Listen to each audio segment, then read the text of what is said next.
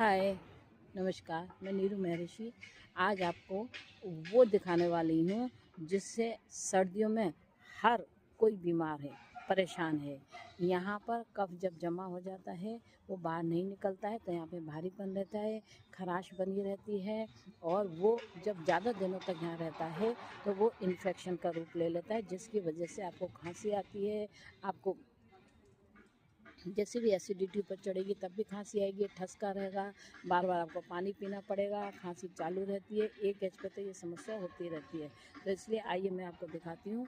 इसका एक ही कारण है कि जितना आप अपने गर्दन को पीछे से पीछे करेंगे उतनी ही ये समस्या आपकी दूर होगी और आपका कफ बाहर निकलेगा।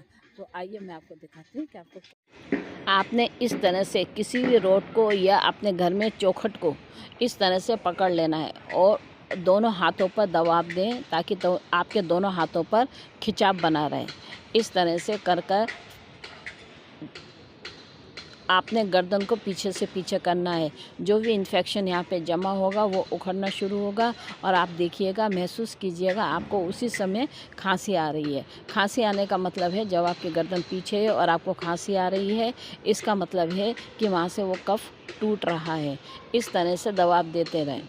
हाथ को अगर थोड़ा और ऊपर कर सकते हैं तो और ऊपर करें, फिर ऊपर करें, फिर ऊपर करें। इस तरह से आप जितना भी कर सकते हैं उतना हाथों पर खिंचाव बना रहने दें और इस तरह से गर्दन को पीछे की तरफ करते रहें। इससे आपके सिर से लेकर गर्दन की सारी नसें पूरी की पूरी खिंचाव में आती हैं। उनमें जितना भी कफ जमा है वो सब दूर हो जाता है।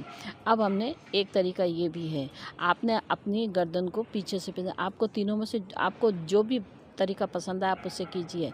किसी भी चीज़ पर ऐसे करके बैठ जाइए, किसी भी डोली पर बैठ जाइए और उसी को पकड़ के आपने पेट के भाग को आगे की ओर करना है और गर्दन को पीछे से पीछे खींचना है।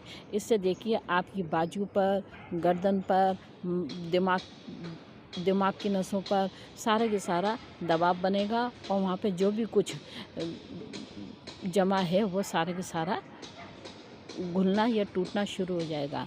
दूसरा तरीका ये भी है, अगर आपको चक्रासन करना आता है तो चक्रासन तो बहुत ही अच्छी चीज़ है। अब ये है, आपने इसी तरह से बैठ के पीछे अगर कोई पोल है, कोई डंडा है, पोल है, दीवार पे कुछ चीज़ बनी हुई है, पिलर बना हुआ है, उसको पकड़ के भी आप इस तरह से आसानी से कर सकते हैं। जितनी देर तक रुकेंगे उतनी देर में आपको राहत जल्दी मिलेगी।